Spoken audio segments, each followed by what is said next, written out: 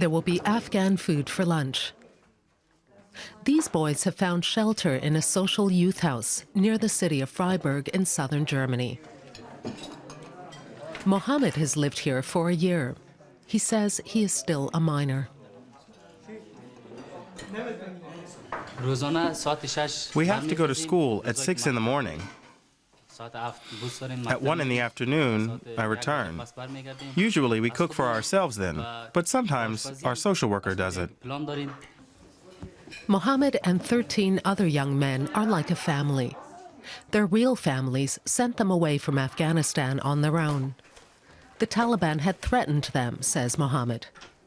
He spent 3 months on the road before he ended up in this youth group. There are several groups like this in Freiburg, with many unaccompanied young refugees. They cross open sections of Europe's borders and come to Germany through France or Switzerland. I miss my family, and that makes life difficult. But it was worse when my relatives were in Afghanistan.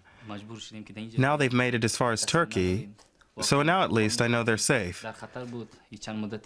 It's too bad they have to remain in Turkey, but they're better off there than in Afghanistan. It's still hard for me here all alone. The supervisors have to pay extra special attention to the young men. They are lonely and need someone to care for them. After lunch, the young Afghans play soccer at the nearby gymnasium. An image of southern German tranquility. But that has been changing recently. 2 young German women were found murdered. They had been raped. People suspected that refugees may have been responsible for the crimes. Then the police arrested a suspect, a young Afghan who seems to have been arrested before for attacking a woman in Greece. These young men are horrified.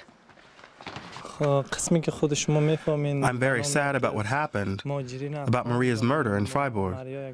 I took part in a memorial event there to show all the Germans how sad we are about this terrible act.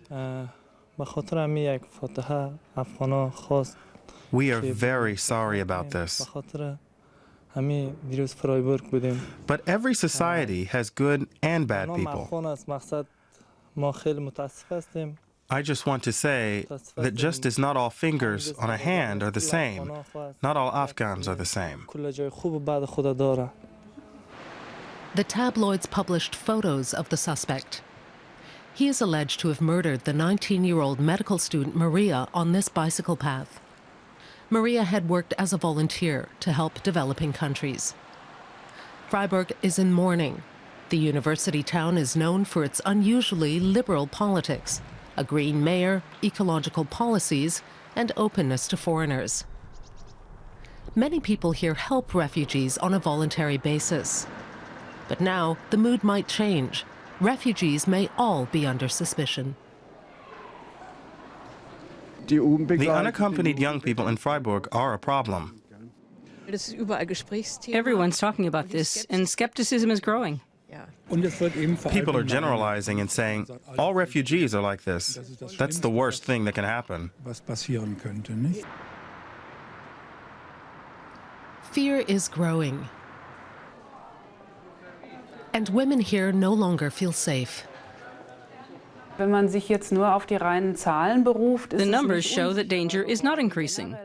Police statistics show that life is actually getting safer and safer.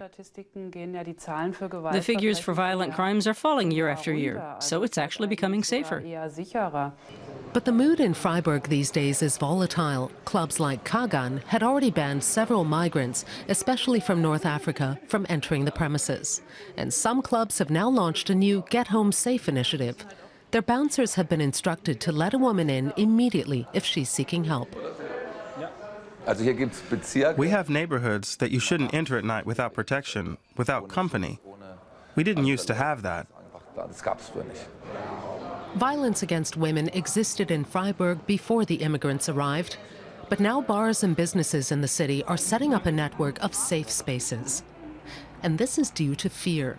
People's views of Mohammed and the other unaccompanied young men are changing.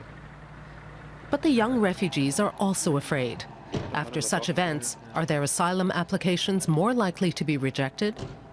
Fear and suspicion have come to one of Germany's most tolerant cities.